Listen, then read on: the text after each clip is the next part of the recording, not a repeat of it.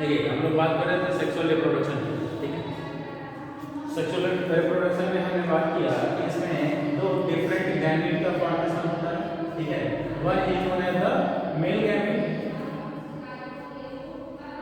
और दूसरा जो होगा फीमेल गैमीट। मेल गैमीट और फीमेल गैमीट के फ्यूजन से फॉर्मेशन होगा जाइगोट। इसका जाइगोट। गैमीट्स हैप्लॉइड होंगे और जाइगोट कैसा होगा?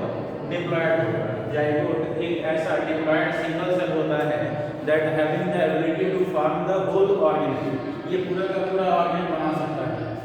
अब इस जाइगोट से एम्ब्रियो का फॉर्मेशन होगा, ठीक है, और एम्ब्रियो एडल्ट बनेगा। एम्ब्रियो एडल्ट बनेगा, ठीक है।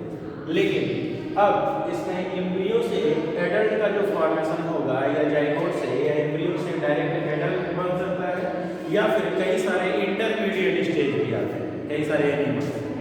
तो उसके बेसिस पे हम डिसाइड करते हैं कि ऑर्गेन्स का डेवलपमेंट डायरेक्ट है या इनडायरेक्ट। जैसा कि हमने लोअर बॉटनी या लोअर जूलॉजी में पढ़ा है, एनिमल किंगडम या प्लांट किंगडम। तो आइए अब हम बात कर रहे थे सेक्सुअल रिप्रोडक्शन की। तो इसमें देखिएगा नेक्स्ट पैराग्राफ से, observe a few tree in your area, do they flower during the same month year after year. तो कह रहे हैं कि आप अपने एरिया में क्या करिए, कुछ प्लांट को ऑब्जर्व करिए और क्या आप देखिए कि साल दर साल जो है वो सभी के सभी प्लांट एक ही महीने में क्या फ्लावरिंग शो करते हैं? नहीं, ठीक है, एक ही मंथ में फ्लावरिंग शो नहीं कर सकते। Why do you think the availability of fruit like mango, apple, jackfruit, etc. is seasonal? तो कई सारे फल जो है वो आपको स्पेशल सीजन में मिलेंगे। जैसे कह रहे हैं कि मैंगो, ठीक है, एप्पल है, जैकफ्रूट है, etc. ये सब आपको क्या होता है? कुछ स्पेशल सीजन में ही मिलते हैं। जैसे आम जो है वो आपको मई जून के महीने में ही मिलता है, ठीक है। तो ये ऐसा क्यों होता है? क्योंकि इनका एक अपना फ्लावरिंग सीजन होता है जिस दौरान ये क्या करते हैं? फ्लावर प्रोड्यूस करते हैं। तो उसी दौरान ये क्या कर सकते हैं? फ्रूट प्रोड्यूस कर सकते हैं, या ये उसी दौरान ये रिप्रोड्यूस करते हैं। तो इनको सीजनल फ्रूट्स बोलते हैं। क्या होता है? Seasonal fruits. और ऐसा अगर फिनोमिनन एनिमल में पाया जाए तो उनको सीजनल ब्रीडर्स बोलते हैं। देखिए, or there are some plant that flower throughout the year and some other that show seasonal flowering. तो क्या वहाँ पे कुछ ऐसे प्लांट हैं जो through out the year flowering करते हैं? यस, कई सारे ऐसे फ्लावरिंग प्लांट हैं जो थ्रू आउट द सीजन क्या करते हैं? फ्लावरिंग करते हैं। एवरग्रीन प्लांट्स होते हैं, मतलब जो हमेशा क्या करते हैं? फ्लावरिंग और फ्रूटिंग शो करते रहते हैं। ऐसे ही एनिमल के केस में एवरग्रीन ब्रीडर होते हैं। फॉर एग्जाम्पल ह्यूमन को ही ले लीजिए, ठीक है। Human beings are the evergreen breeder. वो किसी भी मंथ में वो पॉपुलेशन कर सकते हैं या एनिमल को प्रोड्यूस कर सकते हैं, तो उसके लिए कोई टाइम फिक्स नहीं होता है। They are the evergreen breeders. But in the case of the other animals like the dog and cats, this was the seasonal breeding. Plants, the annual and biennial plant type. अब annual plant किसको बोलते हैं और biennial plant किसे बोलते हैं? हाँ, देखिए कई सारे लोग एनुअल सोच करके ना पूरा एक साल ले लेते हैं। नहीं, एनुअल का मतलब होता है वन सीजन, एक सीजन में जो फ्लावरिंग करता हो। और जो बाइनियल प्लांट है वो एक साल में 2 बार फ्लावरिंग करते हैं, या 2 सीजन में एक बार जो है फ्लावरिंग करेंगे, उनको बाइनियल बोलेंगे। और कई सारे पेरिनियल होते हैं। पेरिनियल के एग्जांपल बता दीजिए। बाइएनुअल होता है 2 सीजन में एक बार, एनुअल एक सीजन में एक बार।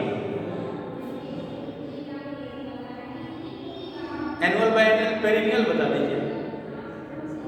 मैंगो,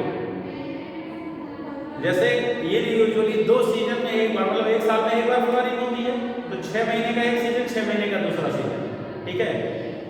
जो सीजन हम लेते हैं वो रबी और खरीफ की फसल के अकॉर्डिंग कंसीडर करते हैं ज़्यादातर, ठीक। तो फिर देखिएगा ज़्यादातर प्लांट में तो हम यही पढ़ते हैं कि ये रबी की फसल है और ये खरीफ की फसल है। मैंगो में क्या होता है पेरिनियल में कंसीडर क्यों हम उसको कर लेते हैं? जैसे एक सीजन में फ्लावरिंग हुई, जैसे 2 सीजन यानी 1 साल में मिला करके एक ही बार फ्लावरिंग होती है, कई बार फिर अगले साल फ्लावरिंग ही नहीं होती है, फिर 1 साल छोड़ के, ठीक है। तो वो कई सारे सीजन में 3-4 सीजन में एक बार फ्लावरिंग होती है। कई सारे सीजनल प्लांट भी आते हैं, हाइब्रिड प्लांट हैं मैंगो के तैयार किए गए हैं, साल में 2 बार फ्लावरिंग होती है। अभी विंटर सीजन में वो आम पक गया हो, तो ऐसे ही हाइब्रिड प्लांट हमने क्या किए हैं, तैयार किए हैं। नेक्स्ट देखिएगा,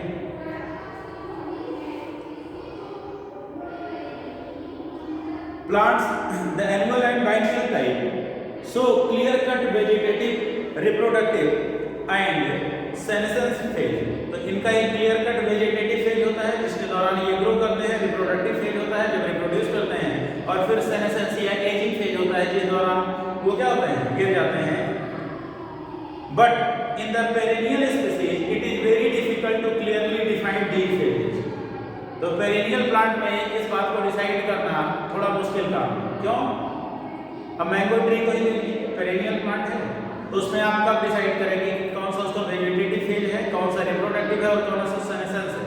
सेनेसेंस तो कई सालों के बाद है, लाइफ स्पैन जब पूरी हो जाएगी तब तो पेड़ सूखेगा, गिरेगा, तो उसमें सेनेसेंस तो बहुत लेट में आएगा।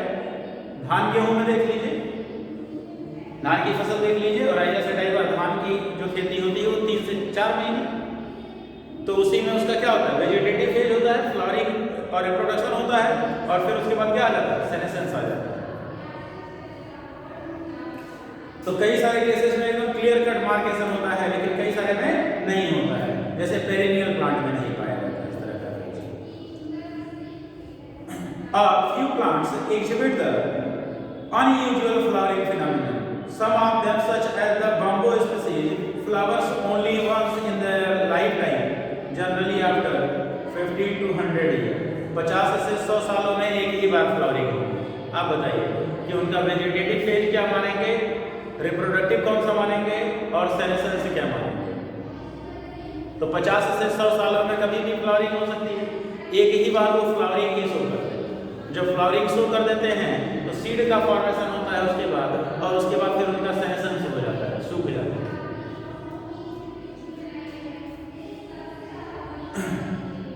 Produces large number of fruits and dies. 50 से 100 सालों में एक ही बार फ्लावरिंग होगी, फ्रूट प्रोड्यूस करेंगे। फ्रूट देखा है मैंगो?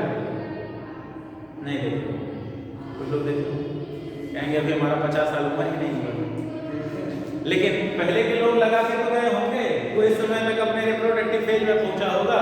जैसे चावल के दाने होते हैं ना, धान होता है ना, वैसे ही उसके सीड जो है वो उस पर आते हैं मैंगो, उसी तरीके से चावल के दाने के जैसे ही आते हैं उसमें सीड, और उसके बाद वो सेनेसेंस उसकी शुरू हो जाती है, डाई कर जाता है। Another plant, Strobilanthes कुंथियाना, इसको नीला गुरंजी बोलते हैं। फ्लावर्स वंस इन 12 ईयर, 12 साल में एक बार फ्लावरिंग होती है, ठीक है। जैसे 2006 में फ्लावरिंग हुई थी, फिर 2018 में, फिर 12 साल के बाद 2030 में फिर फ्लावरिंग। अब इंतजार करिए, 2018 बीत गया, 2030 शुरू है, 8 साल बाद। As many of you would know, this plant flowered during the September to October 2006, 2006 में।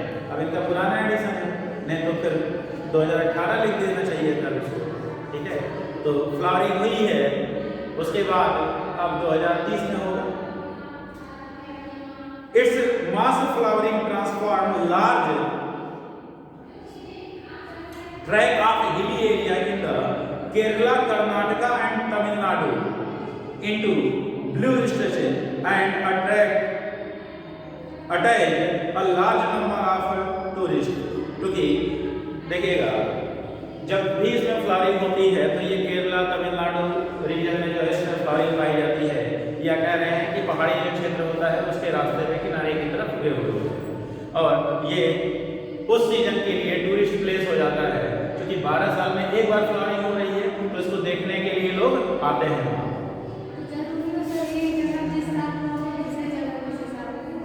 क्या हुआ? सब जगह उसी सीजन में ही फ्लावरिंग शो करते हैं ना, हाँ हाँ उसी साल। एक्चुअली डॉर्मेंसी पीरियड होता है उनका, उसके बाद ही वो ब्रेक होता है और तभी वो क्या करते हैं, फ्लावरिंग शो करते हैं। हर एक जगह जहाँ पे भी ये पाए जाएंगे उसी सीजन में सितंबर टू अक्टूबर में ही इनमें फ्लावरिंग होगी, हर एक जगह जहाँ जहाँ।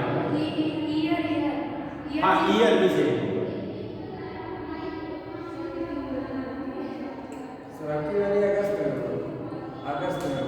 देखिए, कभी कभी क्या होता है डिले हो जाता है, क्योंकि इसके पीछे कई सारे फैक्टर हैं, ठीक है।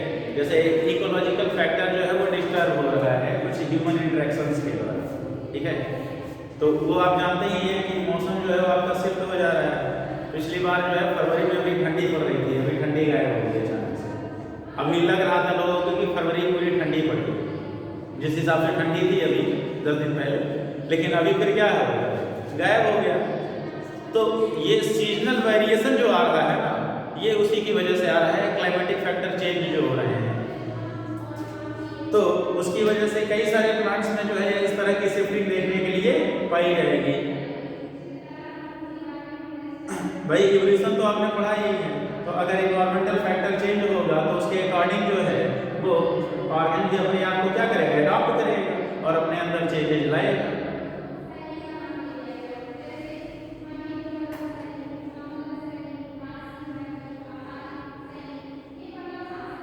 In animal, the juvenile phase is followed by the morphological and physiological changes prior to active reproductive behavior.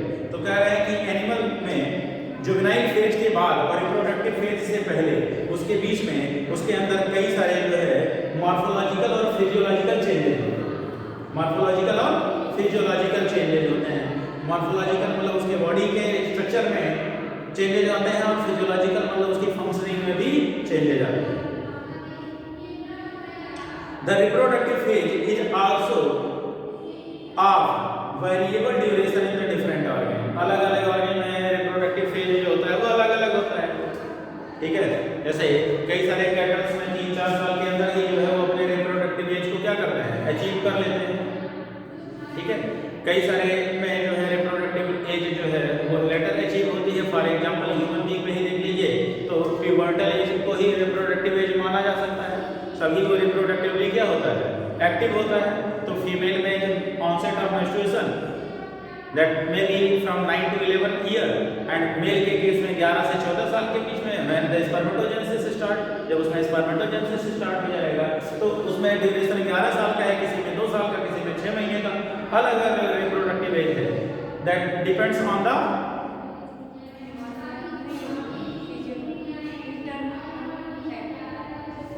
Life span of that organ.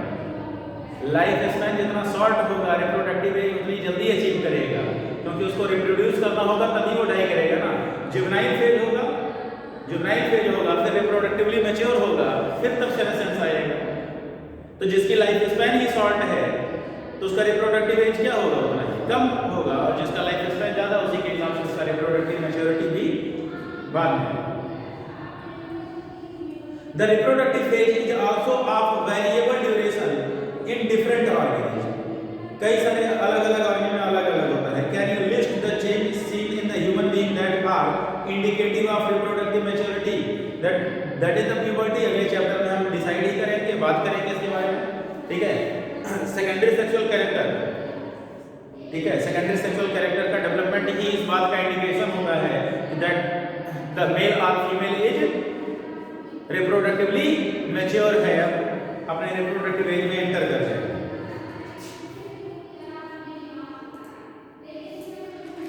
तो कई सारे चेंजेस हैं, जैसे आप बात करेंगे मेल के केस में, तो मेल के केस में मसल्स का डेवलपमेंट है, लो पिच वाइज है, ठीक है। बियर्ड एंड माउस्टेच का डेवलपमेंट है। स्पर्मेटोजेनेसिस स्टार्ट हो जाएगा, क्योंकि वो फिजियोलॉजिकल फंक्शन है, इंटरनल है। मॉर्फोलॉजिकल फंक्शन की लिस्ट जो है हम तैयार कर सकते हैं, ठीक है। फीमेल के केस में development of the mammary gland और मेंस्ट्रुअल साइकिल जो है उसकी शुरुआत हो जाएगी, दैट इज मीनाक्षी, ठीक है। हाई पिच वाइज हो जाएगा, ठीक है। कई सारे बिहेवियरल चेंजेज होंगे, हार्मोनल चेंजेज होंगे बॉडी के अंदर, तो that is the indicative. Among animal, for example, bird, do they lay egg all through the years? नहीं, ये भी सीजनल। बर्ड्स में भी क्या है, सीजनल ब्रीडर्स होती हैं बर्ड्स, स्पेशल सीजन में ही क्या करती हैं, एग ले करती हैं, और it is a seasonal phenomenon. तो बता दीजिए कि seasonal phenomenon. What about the other animal like the frog and lizard? They are also seasonal breeder. Frog के केस में देख लीजिए, जब तक बारिश का सीजन नहीं आएगा, बारिश का सीजन ही तो इनका रिप्रोडक्टिव सीजन है। क्यों? फर्टिलाइजेशन एक्सटर्नल होता है, पानी की जरूरत होती है, तो पानी उसी सीजन में ज्यादा होगा, तभी ये रिप्रोड्यूस करेंगे। रेनी सीजन सीजनल ब्रीडर हो गए। Lizard, they are also the seasonal breeder. You will notice that birds living in nature lay egg only seasonally. देखिए बात ये कर रहे हैं कि आपने नेचर में देखा होगा कि सीजनली ही बर्ड्स क्या करती हैं, एग लेती हैं। Then what about the hen that produces one egg daily?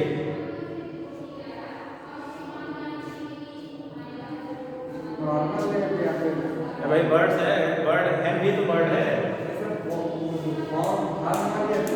कोई भी। हाँ, कई सारे बर्ड्स हैं। अब हमारे यहाँ इंडिजिनस ब्रीड जो है, ठीक है, वो 4 से 5 दिन में एक अंडे देती है, मतलब पूरे साल भर में 50 से 56 अंडे देती है। लेकिन ब्रॉयलर और लेयर पड़ते हैं। हैन की 2 वैरायटी, एक मीट के लिए प्रोड्यूस करते हैं, एक एग के लिए प्रोड्यूस करते हैं, तो वो हर एक दिन एक अंडे देती है।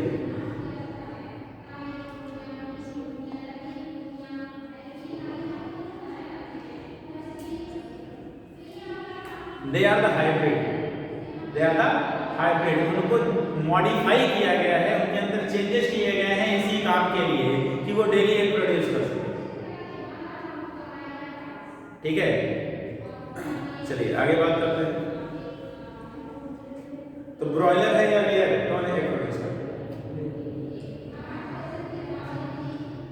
कंफ्यूजन है, ब्रॉयलर या लेयर?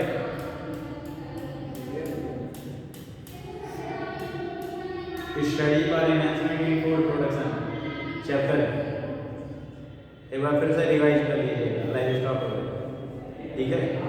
पढ़ते चलिए, तो पढ़ाया जाएगा तो पढ़ाया ही जाएगा, बट आपको भी पढ़ते रहना चाहिए। अगर आप गलत कर लिए हैं तो जो चैप्टर आपके कमांड में नहीं है उनको आप पहले से ही जो है थोड़ा थोड़ा अलग से समय दिया करें। आगे देखिए,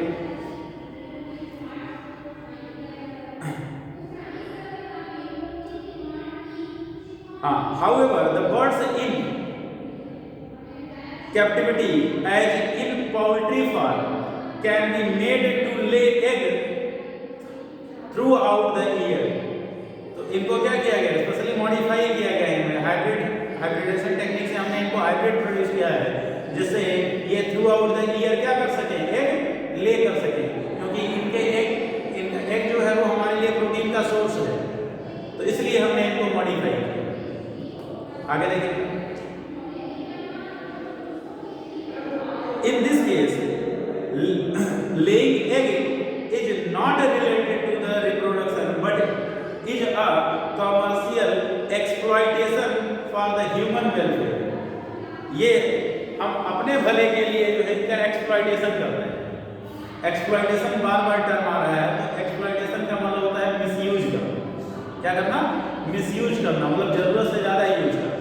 हमने क्या किया है, नेचर के साथ छेड़छाड़ किया। नेचुरल फिनोमेनन में क्या होता है, नॉर्मली हैन जो है वो 5 से 6 दिन में एक अंडे प्रोड्यूस करती है, तो हमको साल भर में 60 अंडे मिलते हैं एक मुर्गी से, ठीक है। तो एनजीओ का ऐड आता होगा आपके टीवी पे, संडे हो या मंडे रोज खाओ अंडे, ठीक है। तो अगर आपको रोज अंडा खाना है और घर में 5 मेंबर हैं तो आपके पास 7 मुर्गियां हैं, एक पर हेड होनी चाहिए। तो अगर 5 लोग हैं तो 7 बचे 35 मुर्गियां हों तब तो हर एक आदमी एक अंडा डेली पाएगा। तो घर में ही एक छोटा सा पोल्ट्री फार्म हो जाएगा सबके घर में प्रोटीन रिसोर्सेस यूटिलाइज करने के लिए।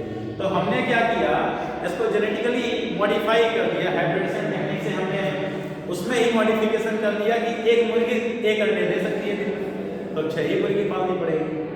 6 अंडे हैं, 5 अंडे हैं, जितने मेंबर हैं सबको एक एक मिलेगा डेली, लेकिन पाले तब। आगे पॉइंट देखिएगा,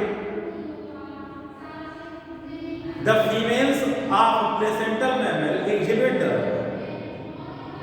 cyclical change in the activity of the ovary and accessory duct as well as hormones during the reproductive phase। तो ये मेस्ट्रुअल साइकिल की या एस्ट्रस साइकिल की बात कर रहे हैं, ठीक है, कि जो मैमलियन फीमेल्स हैं उनके अंदर रिप्रोडक्टिव साइकिल परफॉर्म होती है। 2 तरीके की रिप्रोडक्टिव साइकिल होती है।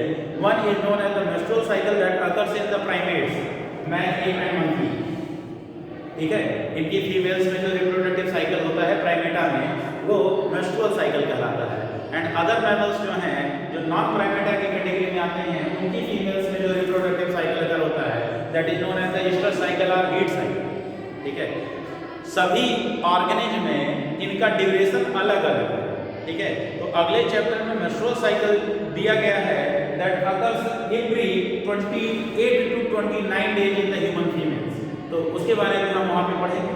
तो कह रहे हैं उसमें कई सारे साइक्लिकल इवेंट होते हैं। तो 4 इवेंट होते हैं, ब्लीडिंग फेज है, प्रोलिफरेटिव फेज है, ओव्यूलेटरी फेज है, पोस्ट ओव्यूलेटरी या ल्यूटियल फेज है, ठीक है। तो 4 फेज ये हो जाएंगे, ठीक है।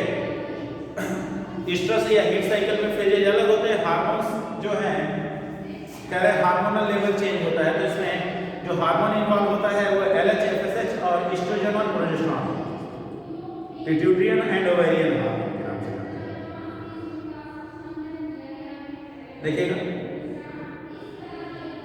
इन नॉन प्राइमेट मैमल, अंडरलाइन करिएगा, non primate mammal like cow, sheep, rat, deer, dog, tiger, etc. Such cyclical change during the reproduction are called the estrous cycle। या estrous cycle ब्रैकेट में आप लिख सकते हैं हीट साइकिल। क्या बोलते हैं? Heat cycle.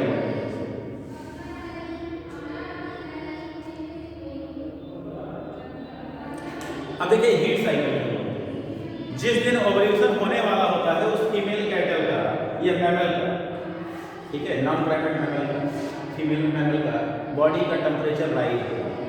तो जो लोग कैटल रियरिंग करते हैं, जो लोग जानवर पालते हैं, उनको इस बात का अंदाजा होता है कि फीमेल में कब टेम्परेचर राइज किया हुआ है, तो उसी के बेसिस पे, ठीक है, वो डे काउंट करके उस कैटल को ब्रीडिंग सेंटर पर ले जाते हैं, या फिर किसी मेल कैटल से उसका पॉपुलेशन करवाते हैं, या फिर आर्टिफिशियल इंसेमिनेशन करवाया जाता है। उसे घर पे ही बुला लेते हैं, ठीक है, आर्टिफिशियली इंसेमिनेट कर दिया जाता है, क्योंकि सीमेन को लिक्विड नाइट्रोजन सिलेंडर के अंदर क्या किया जाता है, प्रिजर्व किया जाता है। लिखा हुआ है लिक्विड नाइट्रोजन का टेम्परेचर कितना, -196 डिग्री सेल्सियस, ठीक है। उस पे क्या करते हैं, प्रिजर्व करके रखते हैं और इंसेमिनेट कर देते हैं उसी दौरान, क्योंकि 24 घंटे का ही ड्यूरेशन होता है जब ओव्यूलेशन होता है, एग सर्वाइव करता है। तो उसी के दौरान अगर सीमेन डिस्चार्ज कर दिया गया वेजाइनल कैविटी के अंदर तभी फर्टिलाइजेशन होगा, अदरवाइज नहीं होगा। फिर 1 महीने उनको इंतजार करना पड़ेगा।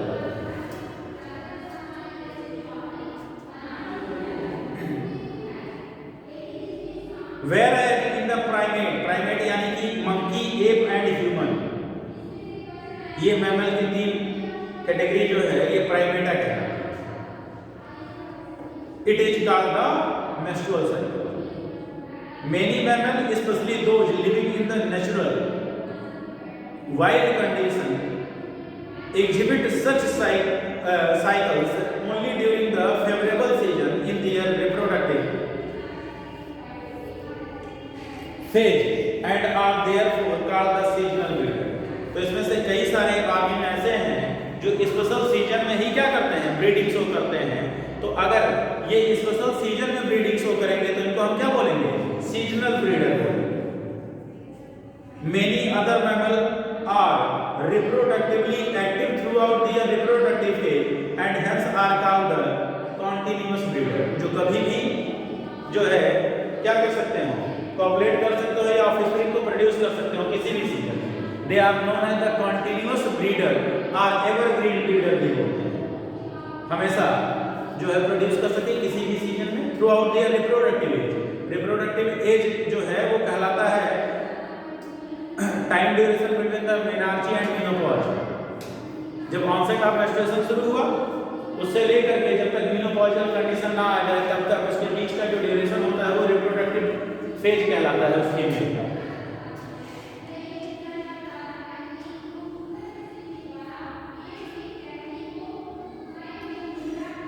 अगला पॉइंट देखिएगा, that we all grow old, कह रहे हैं हम सभी लोग जो है वो बूढ़े हो जाएंगे। If we live long enough, अगर हम ज्यादा दिन तक जिंदा रह गए तो पता नहीं क्या चाहते हैं, जवानी मर जाए। भाई सबका एक सेनेशन टाइम पीरियड है, लाइफ जो टोटल लाइफ स्पैन है उसके अंदर फेजेज है। जुवेनाइल फेज है, रिप्रोडक्टिव फेज है, पोस्ट रिप्रोडक्टिव फेज है। तो पोस्ट रिप्रोडक्टिव फेज को सेनेशन या एजिंग ही तो बोलते हैं, बुढ़ापा आएगा। Is some time that we recognize, but what is mean by growing old, इसका मतलब क्या है ग्रोइंग ओल्ड होने का? The end of reproductive phase, इसका मतलब यही है क्या कि रिप्रोडक्टिव फेज एंड हो गया, हम अगला फेज क्या आएगा? सेनेशन या ageing phase can be considered as one of the parameter of senescence or old age। ठीक है, तो reproductive phase the end of reproductive phase, ठीक है। मेल के केस में डिसाइड फीमेल के केस में डिसाइड कर सकते हैं, मेल के केस में डिसाइड नहीं कर सकते। फीमेल में जो प्राइमरी ओसाइट खत्म हो गए तो मेनोपॉजल कंडीशन आ गई, तो मेल के केस में स्पर्मेटोजेनेसिस डेथ चलती रहती है, जब तक उसकी मौत नहीं हो जाएगी तब तक उसमें स्पर्म का प्रोडक्शन होता है। तो क्या उसको सेनेसेंस नहीं मानेंगे, एजिंग नहीं मानेंगे कि वो ओल्ड नहीं हुआ है? अभी की डेफिनेशन है बाकी भगवान। तो कह रहे हैं कि ये उन पैरामीटर में से एक है, सिर्फ एक पैरामीटर ये है कि रिप्रोडक्टिवली एक्टिव जो होगा, ठीक है, दैट इज जो रिप्रोड्यूस कर सकता है तब तक वो रिप्रोडक्टिव एज में है। जब रिप्रोड्यूस नहीं कर सकता है तो वो सेनेसेंस या एजिंग फेज में एंटर कर गया है।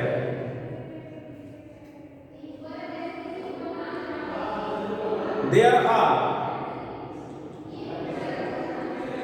concomitant changes in the body like slowing of the metabolism etc। कह रहे हैं इसके अलावा भी कई सारे जो है फीचर्स हैं, जैसे हमारा मेटाबॉलिज्म जो है वो स्लो हो जाता है, ठीक है। मेटाबॉलिज्म स्लो हो जाने का मतलब क्या है? फंक्शनिंग बॉडी ऑर्गन की क्या हो जाती है? स्लो हो जाती है, इफिशिएंसी घट जाती है, आंख से दिखाई देना कम हो जाए, कान से सुनाई देना बंद हो जाए, ठीक है, चलना फिरना स्लो हो जाए, ठीक है। और दूसरी बात है कि जो डाइट है आपकी वो धीरे धीरे क्या हो जाती है? रिड्यूस हो जाती है, क्योंकि मेटाबॉलिज्म क्या हो जाता है? स्लो। तो जैसे अभी के समय में है कोई दिन भर में 4 बार दे दे तो 4 बार खा लेंगे।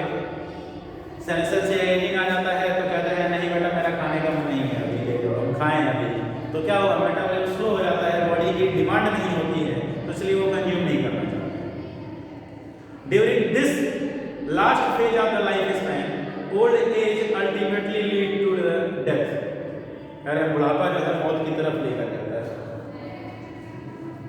तो सबका लेके जाएगा।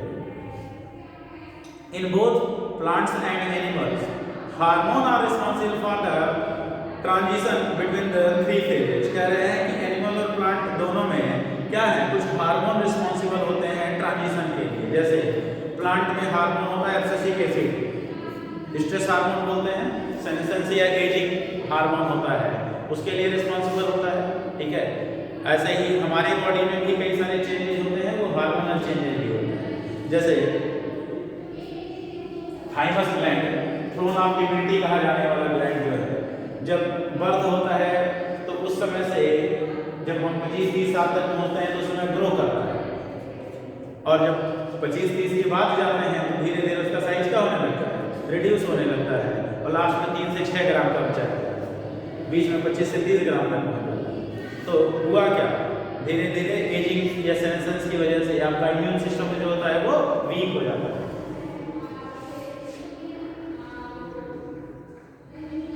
तो कह रहे हैं तीनों फेजेज में जो चेंजेज आते हैं वो हार्मोनल चेंजेज आते हैं।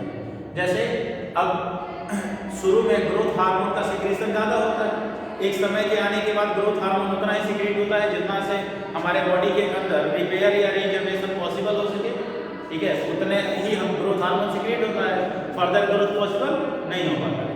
इसके अलावा फिर जब रिप्रोडक्टिव फेज में पहुंचते हैं तो रिप्रोडक्टिव फेज के अंदर LH या FSH, फीमेल के केस में LH या मेल के केस में ICSH, interstitial cell stimulating hormone क्या करेगा, टेस्टोस्टेरोन रिलीज करवाएगा।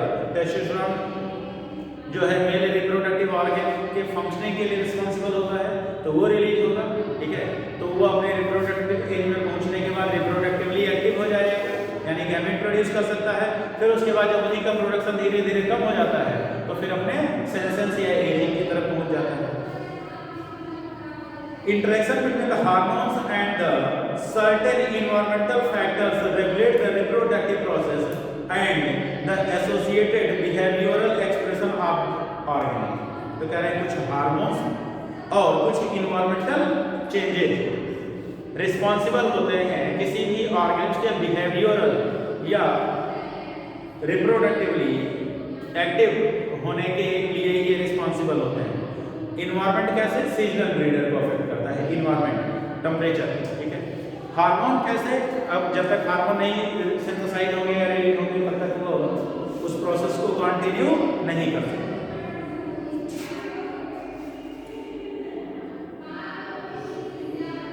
अब अगला है events in the sexual reproduction. तो फिर से वही मैं बताऊंगा इवेंट कौन कौन से हैं। एक है गैमेटोजेनेसिस, क्या है, मेल और फीमेल गैमेट का फॉर्मेशन क्या कहलाएगा, गैमेटोजेनेसिस। तो गैमेटोजेनेसिस जब गैमेट फ्यूज कर गए तो जाइगोट बना, that is known as the fertilization. क्या बोलेंगे, फर्टिलाइजेशन। तो फर्टिलाइजेशन के पहले वाला फेज जो गैमेटोजेनेसिस हम इसको बोल रहे हैं, इसको हम बोल लेते हैं प्री फर्टिलाइजेशन। क्या बोल लेते हैं, प्री फर्टिलाइजेशन, ठीक है।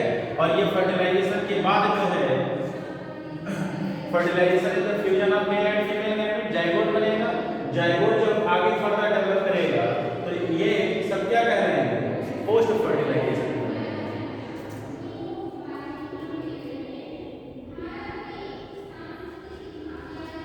तो सेक्सुअल रिप्रोडक्शन में ये तीन इवेंट होते हैं, pre fertilization, fertilization and post fertilization. तो देखिएगा, after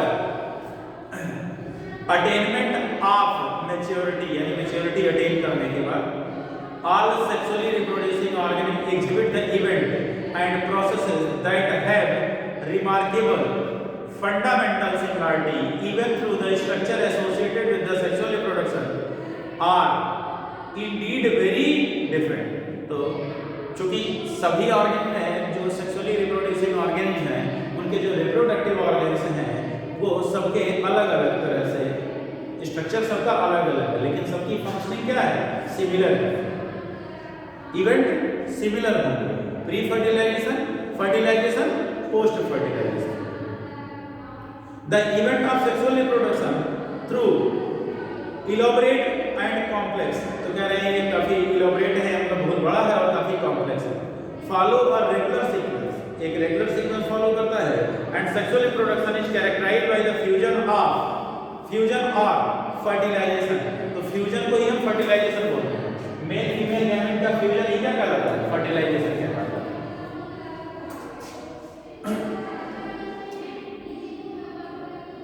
Fertilization of male and female gamete, the formation of zygote and embryogenesis। तो देखिए, मेल फीमेल गैमेट का formation gametogenesis, pre fertilization event, दोनों का फ्यूजन जाइगोट फॉर्मेशन फर्टिलाइजेशन है। और इसके बाद जाइगोट से एम्ब्रियो का बनना क्या कहलाता है, पोस्ट फर्टिलाइजेशन। किसी को एम्ब्रियोजेनेसिस बोलते हैं, एम्ब्रियो का फॉर्मेशन।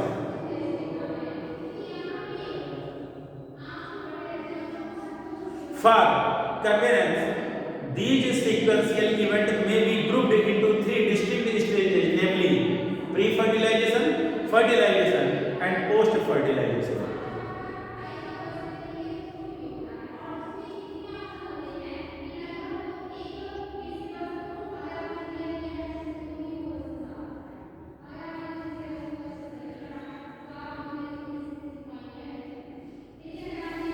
हम देखते हैं प्री फर्टिलाइजेशन इवेंट क्या है। प्री फर्टिलाइजेशन इवेंट पहली बात तो है कि गैमेट का फॉर्मेशन। क्या है? गैमेट का फॉर्मेशन। ठीक है, मेल के बॉडी के अंदर मेल गैमेट बन गया, फीमेल के बॉडी के अंदर फीमेल गैमेट बन गया। तो इन दोनों का फ्यूजन, चूंकि अलग अलग बॉडी में हो चाहे एक ही बॉडी में हो, तो बनने के बाद उन दोनों को पास पास आना पड़ेगा। That is the transfer. क्या? Transfer of gamete. तो gametogenesis and transfer of gamete दोनों किसमें आ जाएगा? Pre fertilisation. जब तक वो दोनों आपस में फ्यूज नहीं किए उसके पहले तक का इवेंट क्या कहलाएगा? Pre fertilization. तो बनना और ट्रांसफर होना प्री फर्टिलाइजेशन इवेंट। देखिए pre fertilization event, these includes all the event of sexual reproduction prior to the fusion of gamete। कह रहे हैं गैमेट के फ्यूज होने से पहले तक का सारा इवेंट जो है वो प्री फर्टिलाइजेशन है। The two main pre-fertilization event are gametogenesis and gamete transfer। अब सेक्सुअली रिप्रोड्यूसिंग ऑर्गन होंगे, दोनों बॉडी में अलग अलग प्रोड्यूस होंगे, तो मेल के द्वारा गैमेट को फीमेल बॉडी के अंदर ट्रांसफर किया जा सकता है if internal fertilization takes place. Otherwise अगर एक्सटर्नल फर्टिलाइजेशन होगा तो मेल के द्वारा मेल गैमेट ट्रांसफर कर दिया जाएगा, रिलीज कर दिया जाएगा, फीमेल के द्वारा female gamete. As in case of frog, अभी बताया है कि फीमेल गैमेट को प्रोड्यूस कर देती है, वाटर में एग ले कर देती है, और मेल स्पर्म को रिलीज कर देता है और पानी के थ्रू वो जा करके उससे क्या होता है? फर्टिलाइज कर देता है। तो इसीलिए वहाँ पे बोला जाता है कि फ्रॉग में सेक्सुअल रिप्रोडक्शन जो पॉसिबल हो पाता है वो किस वजह से? रिप्रोडक्शन के लिए वाटर जरूरी है। तो पहला देखेंगे gametogenesis, formation of gamete. As you are already aware, the gametogenesis that refers to the process of formation of two type of the gamete, male and female। कह रहे हैं आप अवेयर हैं, आप जानते हैं। Gametes are haploids। कैसे होते हैं? Haploids। यहाँ देखिएगा लिस्ट दी गई है। एक पहला दिया गया है आइसोगैमस ऑफ क्लैडोफोरा, एक एल्गा है, क्लैडोफोरा के ये गैमेट है। क्लैडोफोरा, इसमें मेल और फीमेल गैमेट हूबहू सिमिलर आपको दिखा है, तो इसीलिए इसको क्या बोलते हैं? आइसोगैमस। बाकी जो दो केसेस हैं, बी में हेट्रोगैमेट्स दिए गए हैं ऑफ द फ्यूकस। ये भी एक एल्गा है जिसमें फीमेल गैमेट का साइज बड़ा सा और मेल गैमेट का साइज बहुत ही छोटा। और तीसरा है हेट्रोगैमस ऑफ होमोसैपियंस, यानी ह्यूमन बीइंग का मेल और फीमेल गैमेट दिया गया है, ये भी अलग अलग साइज है।